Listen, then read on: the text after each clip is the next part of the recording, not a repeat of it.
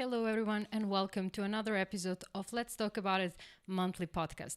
My name is Mary, and in case you don't know, this podcast is organized by Education Worldwide International Online School. And I have to say this episode is a pretty special one because it is exactly a year ago that we started this podcast. It was December 2020 when my dear colleagues, our online teachers, Tammy and Luke, and I sat terrified in this chair, not knowing what awaits for us when we started this journey. But we were really focused and determined on delivering the right information about online schooling in general, and of course how Education Worldwide does it. So thank you all for watching us throughout this year, and I hope that in the months that follow we are going to bring you a lot of content that is relevant and educational, informational, and all in all quality content that will pretty much change the way you look at online education. Well, throughout these months, previous months, I have some guests, which were my colleagues who work on different positions in our online school. And somewhere along the way, I got Anita invited, and she became a co-host. So Anita, thank you for being like inseparable part of this podcast. You're welcome. And sharing all the beautiful stuff and all the, how can I say it? It's not like the bad stuff and like shaking and stuff like that, but yeah, sometimes we are a bit scared with what is going to come up on this. Your impressions? Feel free to say anything. Well, I wouldn't say it's scary. I think we've kind of changed it to be fun. Yeah, of course, you became a superstar. Everybody knows you. Thank you. Thank you to my fans. Sure, I do believe that parents really love you because all the time you're getting like, oh, we saw you on the podcast. Yeah, sometimes it gets a little bit embarrassing, but it's sweet that they that's okay. that they watch the podcasts, which is actually the whole idea of this, just to give them that information and see real people behind the screen. Of course, yeah. that's the main reason, and the reason why we do it online. So I'm sorry, we definitely do it online. Why we do it live? So if you have any questions throughout this episode, feel free to write them in the comment section and we will answer them. And tonight is not an exception. We also have a guest, and our guest is our online teacher, Millie. Millie, welcome to the podcast. Thank you. Thank you. Your first time here, but what did you hear about our podcast? All the best. I heard that Anita is a superstar, so let's start with that.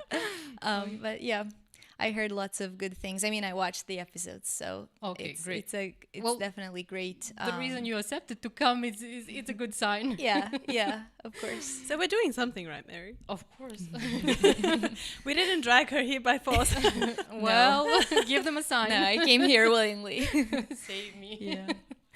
All jokes aside, the reason why we have Millie here is because our topic tonight is the role of an online tutor or online teacher. We're going to talk about what has changed in the teaching, in the ways people teach students in the online environment, and we're also going to touch upon on how we do it at Education Worldwide.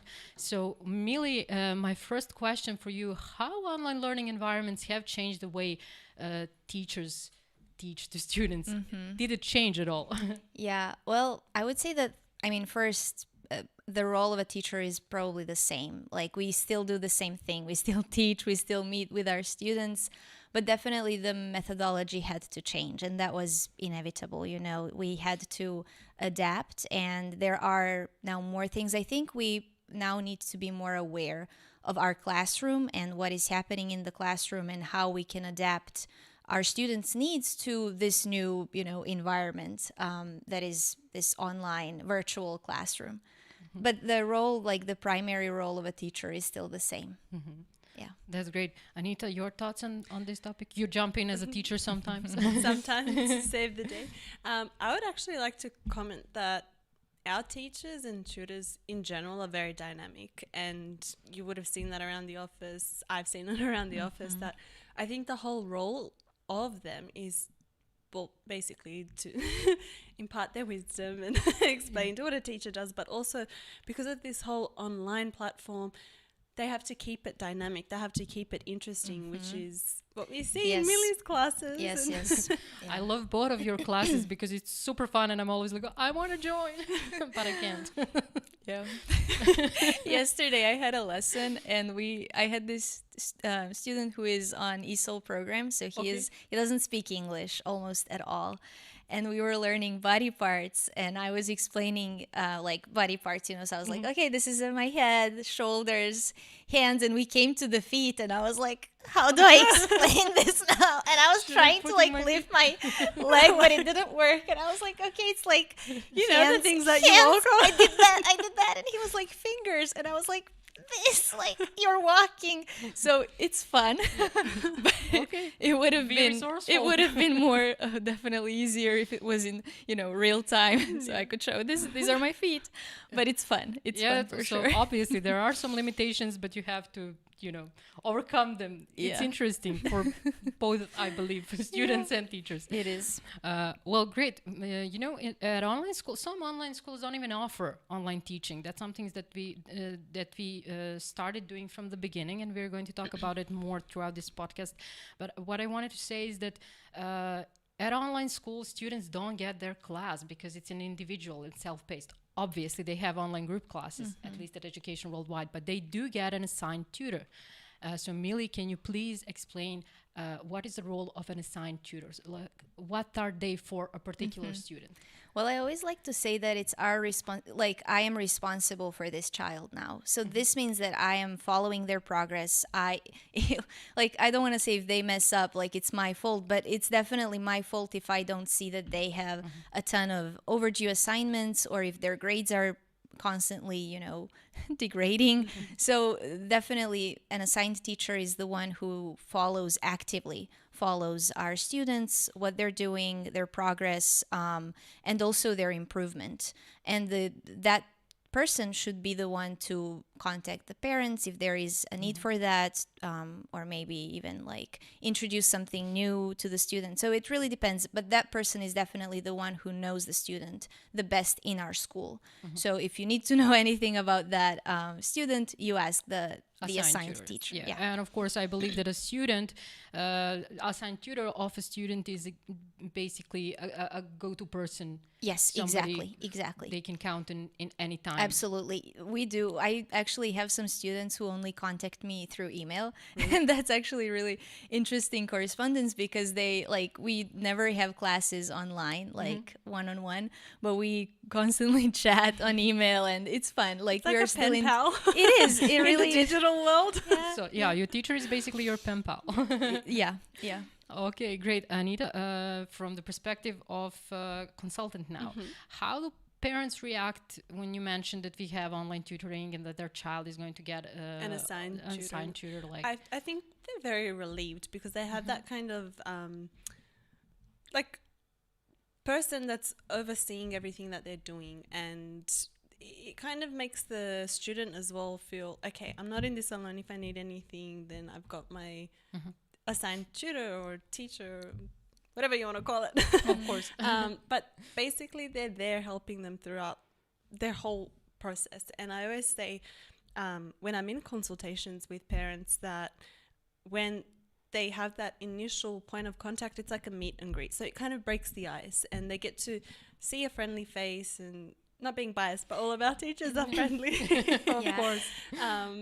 And it puts them at ease a little bit, because I think the worst thing that you could do is like, okay, you're enrolled at our school, here's your student credentials, and go and learn. Go nuts. And it's not like there are like robots behind the screens who are like, just calculating grades. It's actual people who are working, I even like to like print out my essays or assignments sometimes and like actually, write on them, because it just makes me feel like I'm involved even more. Exactly. So that's great.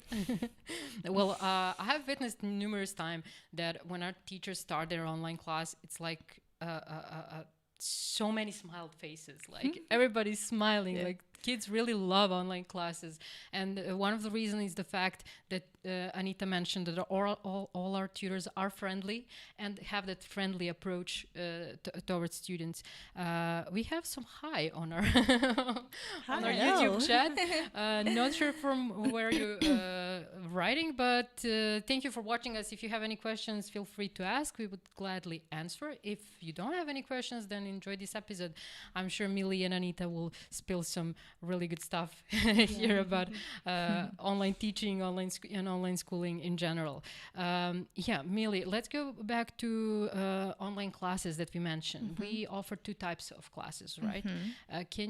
Those are group classes and individual classes. They're always so hard to I guess, to understand. Like once you start, once you become our student, it's clear how they work. But it's always hard to explain. So the difference is that the group class would be sort of what we are doing right now. Except that we are all behind our screens. So we all log into our Zoom accounts and we have this Zoom meeting, basically. So that is a group class, and we offer 4 group classes for our 4 core subjects.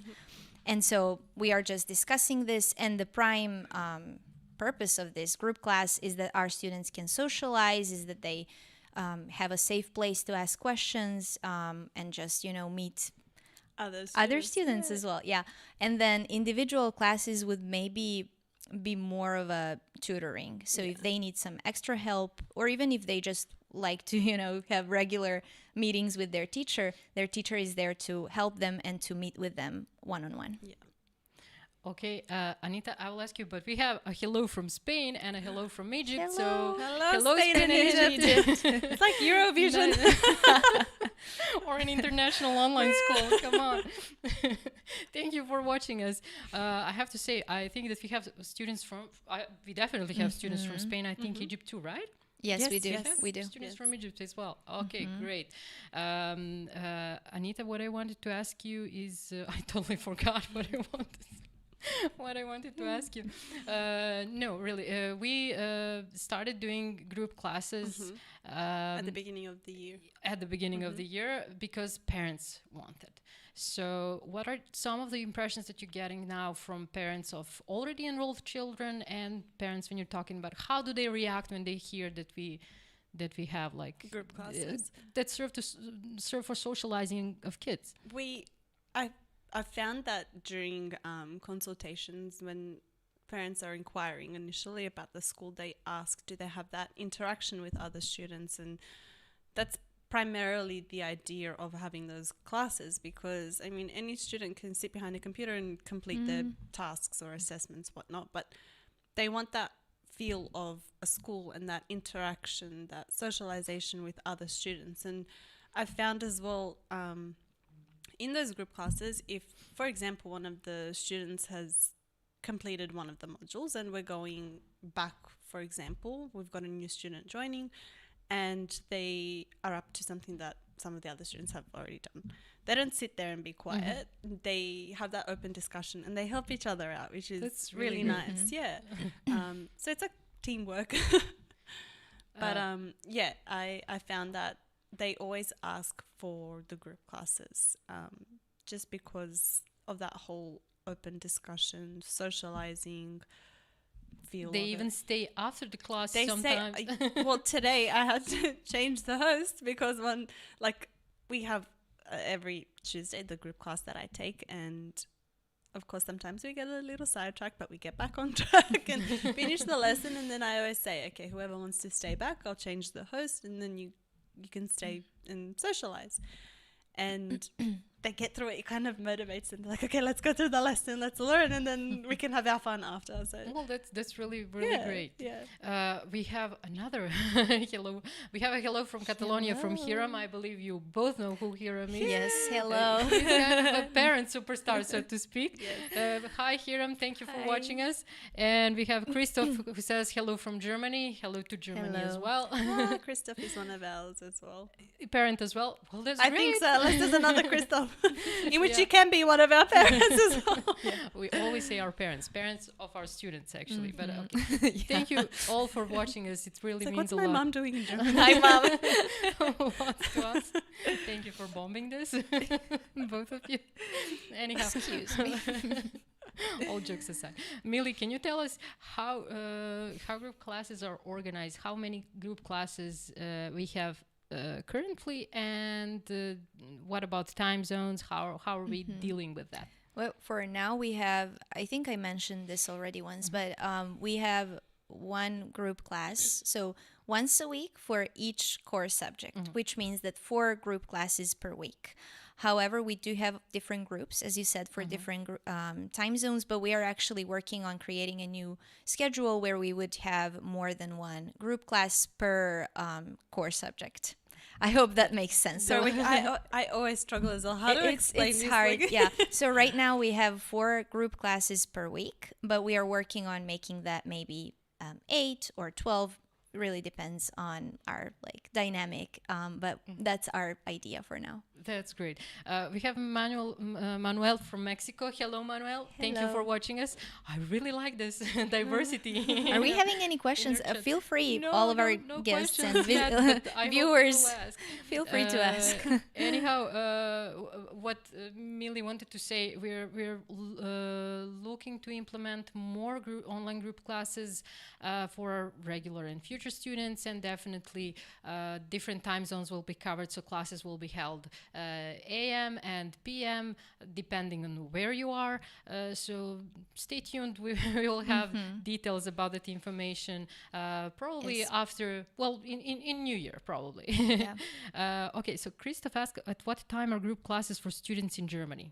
Which ones wants to answer that? It really depends on what grade. We can't tell you right now by heart, but something, okay. I think so- from 3rd to 12th grade, I think they're usually in the afternoon, in a way, yeah. Yeah. So they're It's not too something like early 3 p.m. for 3 Germany yeah. time. p.m. Yeah. Central European time. Central European. Yes. Probably 3 p.m. But detailed information, you can get detailed information during the consultation. If you book a consultation, for example, with Anita will have her timetable open. She doesn't have it right now, and it's too many schedules and timetables to know them all like this, you know. I think I have to learn it because Yeah.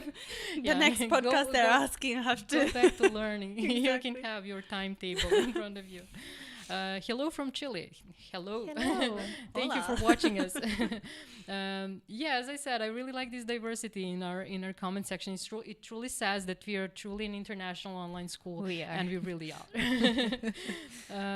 Okay, Millie, besides online group classes, we also have individual classes, which we had from the beginning, and that's something that we take a lot of pride in, because the individual classes enable our teachers to get that more personal Connection. with the student. Can you explain a little bit how individual classes work, who can schedule them, and similar information? Well, anyone who knows how to use the computer can schedule them. So either our parents, our students' parents, or our students themselves. It's a very easy way that we do that. So yeah, they can be scheduled really whenever our students need them. And they are very diverse just because they are individual. And I like that we are using that term because really we try to, in a way, tailor those classes to our students' needs and our students' personalities. So a student with, or my individual class with one student is totally different from another Do student. you have any interesting story maybe to share from a class? I or probably do. something? But you can't I remember. actually Okay, do. I have lots of students, I have to say this, who are interested in anime and games. Favorite so topic? There are always those, questions like, "What's your favorite anime?" Like, and I'm like, "What?" Or they ask me like, what would you choose? Like, what power? Like in the middle of our lesson, and I'm like, "What?" And they're like, "No, what power power? to What learn." power?" Yeah. And I'm like, is this school related? Or and they're like, oh no, you know this anime or you know this game, and I'm like, oh okay, so no. But yeah. But the fact that they feel free to actually ask such stuff in the in the middle of the class is nice. Also, they do get distracted, but I try to put them back on track. And okay, but we mentioned that group classes are kind of there for socializing and stuff like that. What about individual classes? What would you say, to whom would we recommend to choose individual classes? So I actually have lots of students whose first language is not English, or whose English is not advanced or at an advanced level.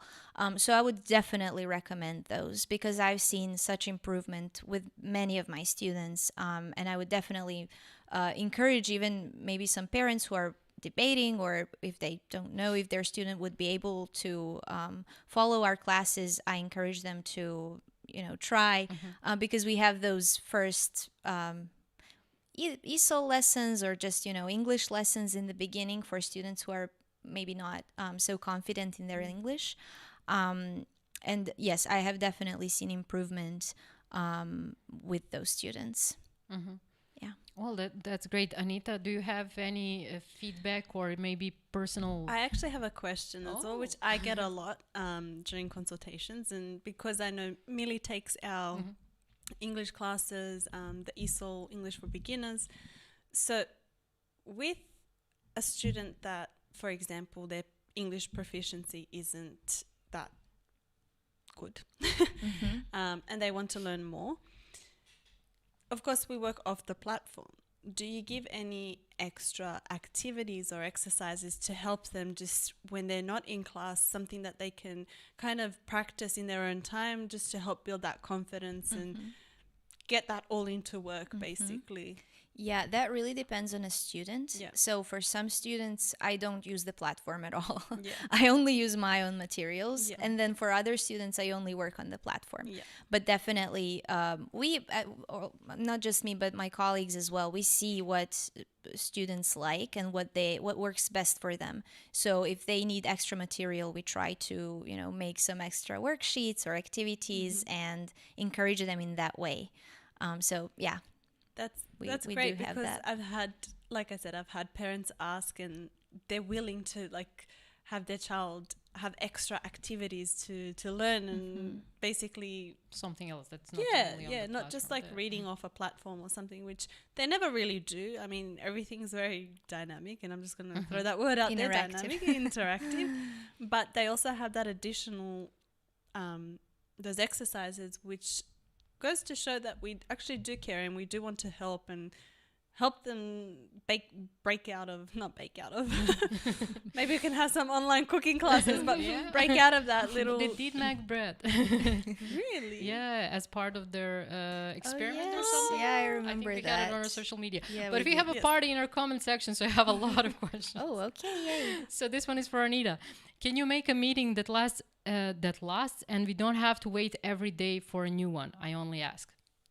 Coming from, not sure the name of the person. They probably think about the consultation. That's what I got. Oh, definitely. But they have different timing for the consultation when they schedule a consultation. Yes. So if it's for an enrolled student, they can always have a consultation with one of the teachers or with myself if it's regarding anything admin related or something that they just want to address. Definitely, even if it's something that maybe you can't get in touch with the assigned teacher, you can always get to me. We can discuss the problem, and then of course I can always speak with them if you can't get to them straight away. But you've seen my consultations. People booking for half an hour, 1 hour later, we're still go downstairs, make a coffee. But yes, definitely you can. Okay, somebody. I'm sorry, but somebody else is answering in our name. So after that, we have Manuel asking: is there any openings for online English tutors for TEFL and TESOL as part of a student's IEP for students learning English as their second language? Actually, we have just discussed this. So Really? we are implementing. We are working on this right now to implement our SAT prep course. But we could definitely include TOEFL and other English IELTS, proficiency tests. So yeah, you can stay tuned, and hopefully Yeah, we are going stay to tuned. launch this next year. So that's our plan, maybe beginning of next year. Yeah. Okay, we have Christoph who says, my son is currently in grade 11. He will start 12th next year. Do you have student counseling team for university process for USA? Anita, this is your Yes. part of the job. And we actually have our other colleague, Alexandra, exactly, and she's assisted in the enrollment of students going into colleges, that whole transition period. So, of course, as a school, we take that upon our duty of care to help as much as we can organize everything that needs to be done. If they need certain documentation, we provide that. If they need certain contacts, we help them get that.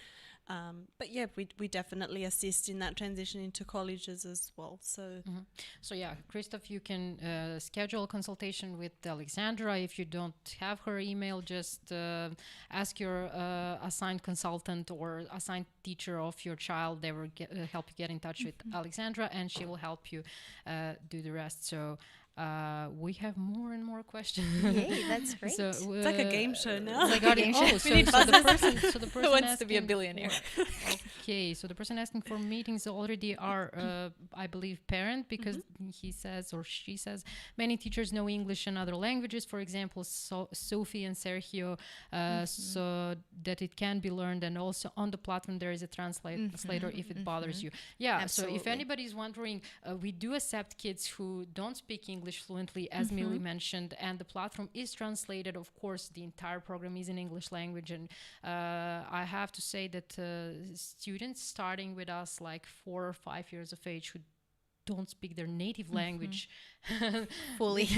fully, they start speaking English like 2 to 3 months, and during their education they definitely improve.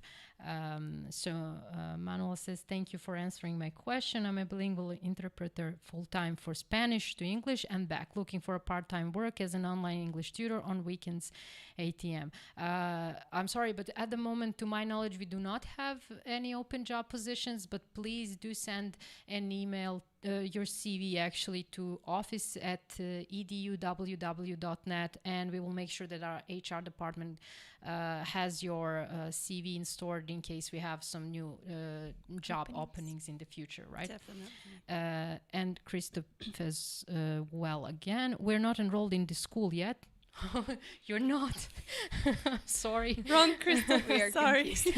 Oh, so he retracted the message. He deleted the message, never mind. But if you're not, please enroll. We do have a counseling for USA. If I think that Alex recently had some consultation regarding enrollment into the US universities, but we also consult our students for enrollment into universities in Europe or anywhere in the world, wherever we can get information from and give them advice. We do that, so it's a full service. Well, my son is not enrolled yet. Okay, that's what Christoph says. Okay, Christoph, if you're looking for an enrollment, you can book a consultation with Anita or with some of our other consultants, and they can explain details. But of course, stay with us throughout this podcast. And if you have any other question, feel free to ask. That goes for everybody, not just for Christoph. If you have any questions, feel free to ask. If you're a parent watching and you have something to share, don't hesitate. So feel free to write any comment that you wish. Okay, let's go back to the role of online teacher. This is an interesting episode. No, Very dynamic. I like My it. favorite word tonight.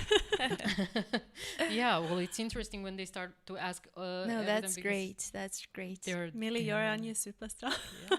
Maybe we can put you as our second co-host. Oh my God. Are we going to need a bigger table?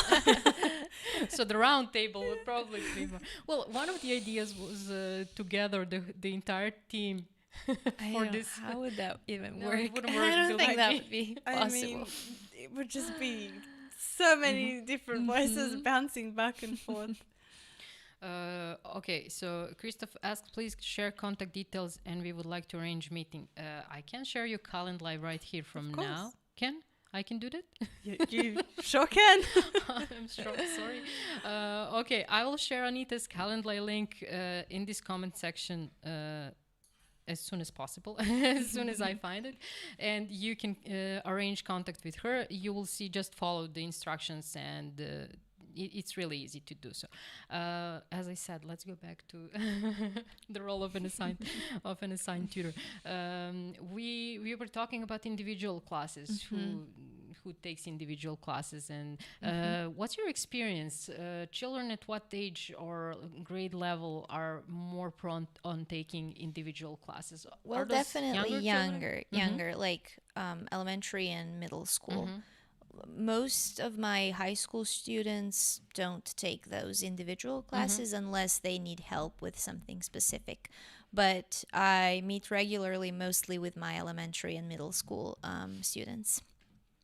Would you say as well it's students who are shy at first and they want to basically have that comfortable relationship first and then join the group classes after? Because I found in the past I've had a few students one-on-one just to kind of get them comfortable with the whole online learning aspect, and once they get comfortable they join the group classes and it's like, okay, I can see a familiar face and I can do this. I'm not scared anymore. I would like to say that we are not pushing them to turn on their camera if they don't feel comfortable doing so, or if they don't feel like participating, they don't have to participate. It's really okay, and we are really trying to care for them and make them feel comfortable. So whenever they want to participate, they're of course welcome to, but we are not pushing them like you need to answer this question or you need to say something, of course. Okay, again, a question for Millie. What do you think is the key ingredient of the successfulness of our online classes? Sugar and spice and everything nice. I love. I'm not sure. I think that would be like our we are trying to put all of our energy and attention to that. So I'm not like focus. I'm not trying to think of a better word. But really, whenever I'm teaching, I don't know what's happening around me. And I guess because we are so dedicated and because we are so involved, I guess, that makes the whole difference, because we're not like, oh, okay, read this lesson and I'm going to, grade the papers or do something else. No, I'm really actively watching what they're doing, not just me, but all of our teachers. We are really active in that process. And so I would say that's our key ingredient. One of probably. That was the first thing that came to my mind. But okay, Anita, your thoughts? I would agree with Millie, definitely. And I would also have to add communication, because again, that whole communication comes down to the one-on-one. If they're maybe unsure of something and they're in a group class, maybe they feel embarrassed at first, and then they come out of that embarrassment. Well, I wouldn't say embarrassment. They get more comfortable and they get used to the whole aspect of online teaching and learning, I guess. And then if they're unsure about something, they ask, and then it becomes a regular thing. So then when they come into the group classes as well, Miss, I have a question, or can I add, or my comments. Yeah, and I would also like to add that we have students from different backgrounds, and some educational backgrounds are such that a teacher is the one who is lecturing, behind this and the students big table or desk, and then the students are just silently, observing watching. that and like, okay, they're not involved at all. Like, it's very passive, that form of learning. And what we are trying to encourage, just what you said, is for them to ask questions, to feel free and comfortable asking questions or saying, I don't understand this. Even if it's like for 5 times, I still don't understand, like I need help. So I think that's also another huge difference. Absolutely. Yeah. That's exactly what I like with the way our teachers teach to our students, because they have that open-minded approach, and they're not like judgmental or anything, even if the students are doing something that they shouldn't be doing, like And I know plagiarism. I know you have experience with that. Would you Yes. mind sharing what happens when you caught a student Well, cheating? first or of doing all, I would something like to that- say that we always catch them. Like, you can't get away from that. Students, if you're watching this, you can't get away. Everything is online. We have access to Especially because, so that's, again, we are coming back to this role of a dedicated teacher. So I know I know my students' level. I know, so because I got this essay, I forgot what it was on. But anyway, the sentence structure was so complex. It was like a PhD, academic. student. And I was like, no way, he wrote this is impossible. And I actually just, we have those tools that help us find plagiarism and plagiarized works. And I found it plagiarized. So I was like, this is unacceptable. Like, we don't discuss this. You can't do this. This is not okay. I will allow you to try again. Like, that's fine. You have my help, but it's unacceptable. You just can't plagiarize and use somebody else's work, especially because, like, we are also teaching them, and we are trying to teach them how to behave later at college. And if, at college, like, they would get failed. That's academic misconduct. Exactly. You can't do that. So no, So don't we teach them in many plagiarize. ways. Ever. Not just Okay, that's really good to know. Any other example of students doing Misconduct? wrong, and how? Yeah, did well, you act on it? sometimes, like, but everything is, like, it is online, but I can see if you're eating behind a camera, if you're, like, laying in bed in your pajamas, like, you can wear whatever, but you need to be ready for class. Like, you need to can't be turn the awake. camera off and hear chips. I know. I was like, one time I was like to my student, like, are you eating right now? No. And they were like, yes. And I was like, you can't do that. That's It's still a class. We are It's still online, but it's a exactly class. like, yes, it's comfortable. You're at home. That's great. But you can't be eating, or you can't be laying in bed. Like, this is a class. So we are trying to keep that Keep 'em, conduct. and focused and not distracting other Exactly. students. So, yeah. Yeah, that's really great. I actually know that Luke has an interesting story how he caught up his student playing video games, believe it or not, during the I class. had one of those as well. It was a Yeah. group class. Yeah, our and students love playing games. Yeah, they do. It was funny, actually. Like, it's sweet because they're little.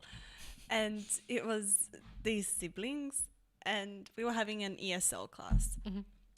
And then I just, the camera turned off and the microphone, and I was like, where's your brother? Oh, he's gone to play video games. Get him back here. Oh my. Yeah. It was funny. He ended up coming back, and he was like, okay, I can't do that anymore. I'm like, we'll try and work through it quicker. I just bumped this again. But yeah, it's funny sometimes. Okay. It is funny later, but Later. At the moment. At the moment, So you're still trying to keep, like the Discipline. yeah. oh yes, I'm searching for absolutely, the right absolutely. word. Gotcha. Yeah, and I think that's one of the huge misconceptions about online education, is that it's not serious, But that's definitely not true, because we really know when our students plagiarize, when they're not paying attention, when they're not active, especially because everything that they do is on the platform, and we can follow their activity.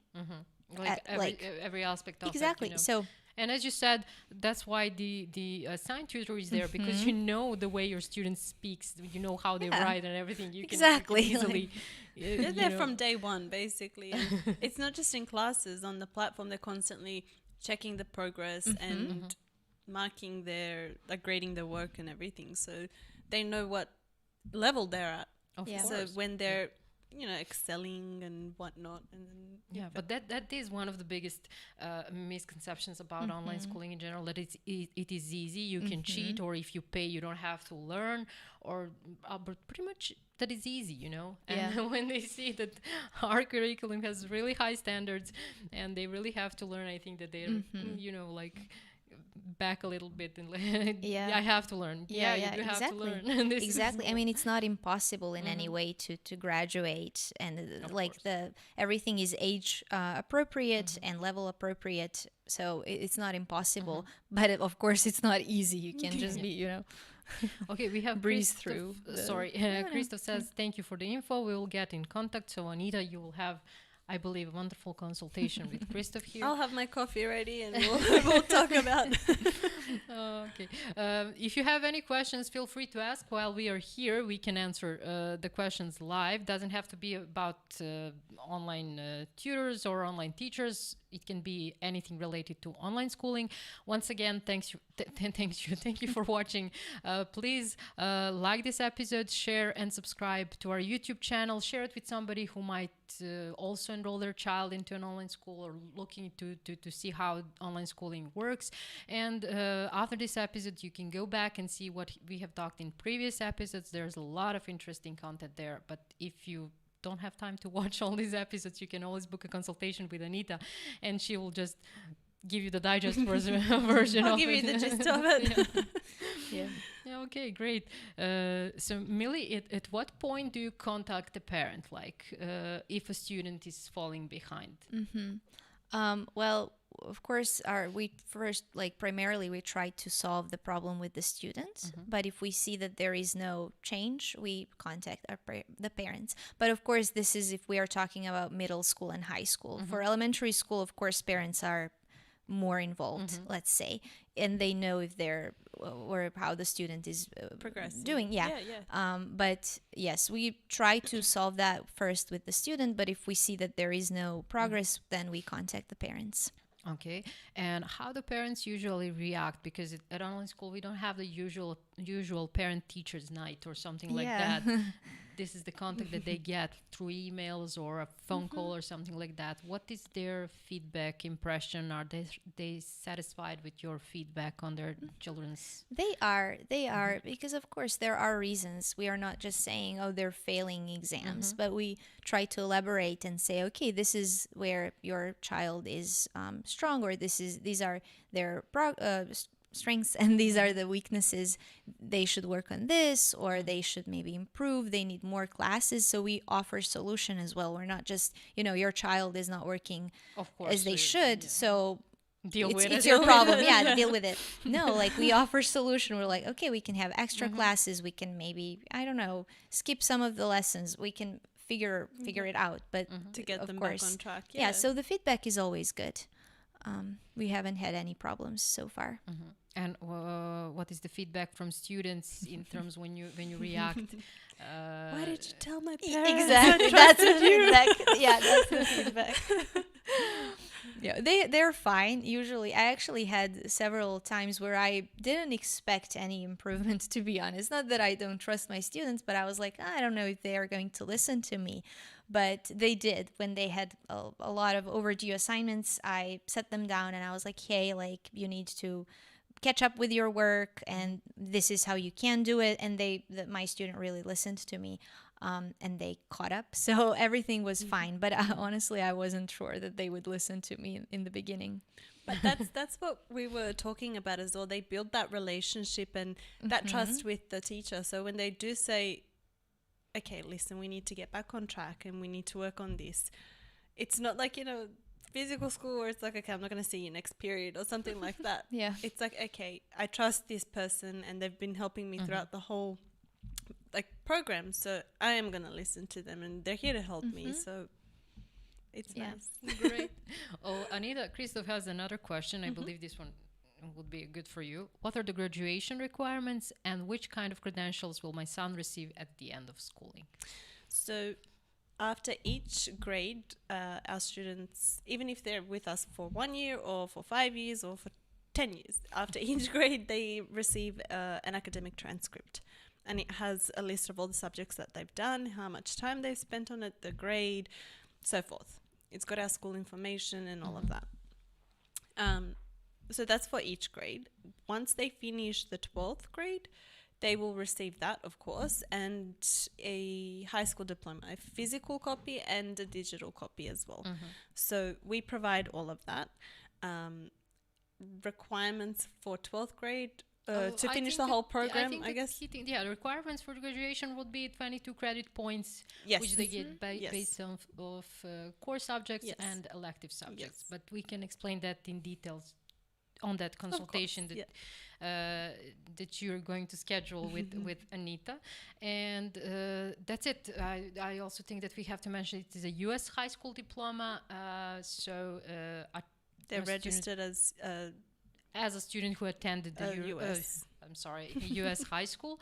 And in case of foreign citizens, we can issue that diploma with an apostille certificate. So it is valid, accepted, or recognized, whatever words you want to use, not just in the US, but truly worldwide. And we have students enrolled in universities in Europe, in Asia, in the US. I think that's it so far. The reason why we don't have Canada as well. Oh, really? Canada? That's great as well. So yeah, but all details you can get from Anita during that consultation. She can explain that. Okay, that's it. Okay, Christoph, I hope you're satisfied with the answer. We were talking. Yes. Sorry to interrupt. No, all jokes aside, so it's really nice. And we did mention unique learning methodology that we implement. The reason I didn't go in depth with this, because I'm planning, or we are planning, to take more teachers and talk about it individually for elementary school, middle school, and high school, because all the time we're talking like, oh, we have this unique learning methodology, and nobody actually knows what it is until you start learning. Yeah. Start learning with us. So we're going to discover the secrets of our unique learning methodology in some of the episodes that are coming. I would like to ask the two of you. I'm sorry, I would ask Millie first because she's a guest.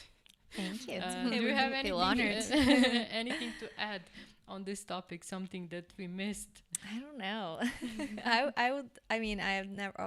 I haven't grown up in an online school. I mean, I went to a regular school. So for me, it wasn't, but I have did a question. have, you can ask me. I did have like a prejudice maybe before I started, because when COVID started, I was still in college. And I did have prejudice about online learning and how is that going to work, but it actually works fine.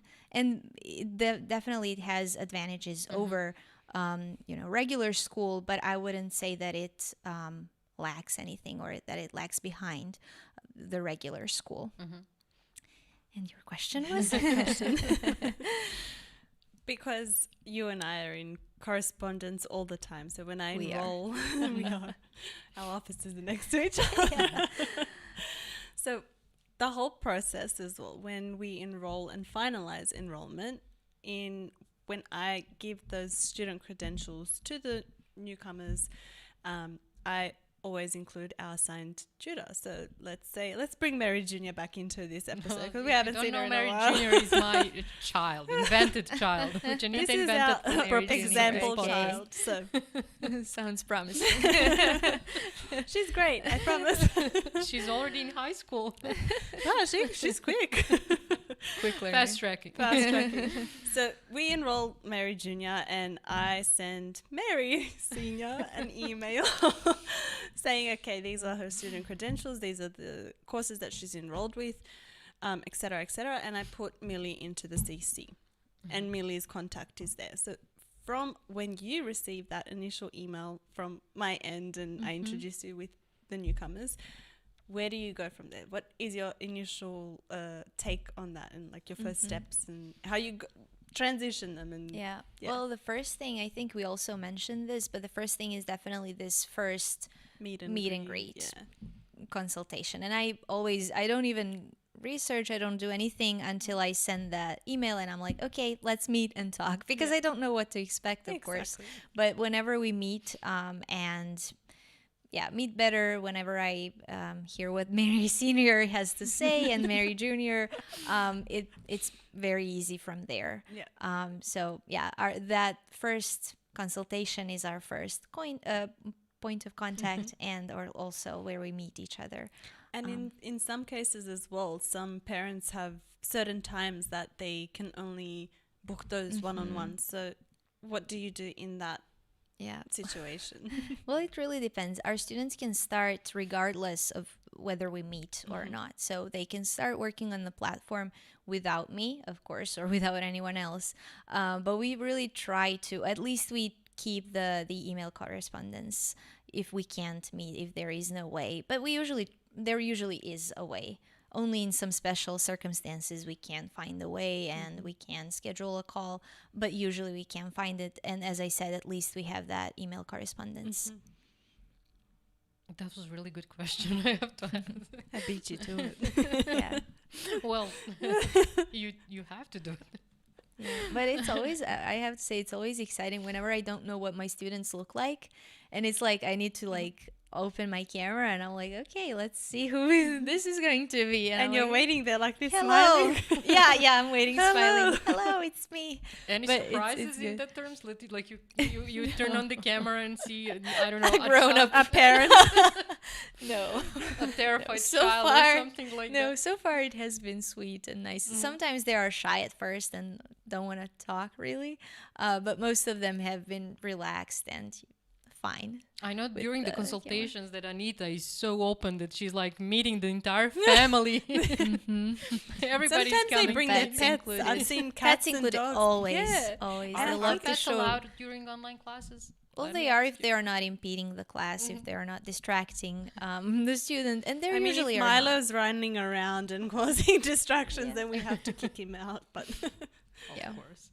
Well, as you can see, online classes are fun, They are fun. interesting, but they are serious. Students Yes. actually learn Fun on but online serious. classes. So They do.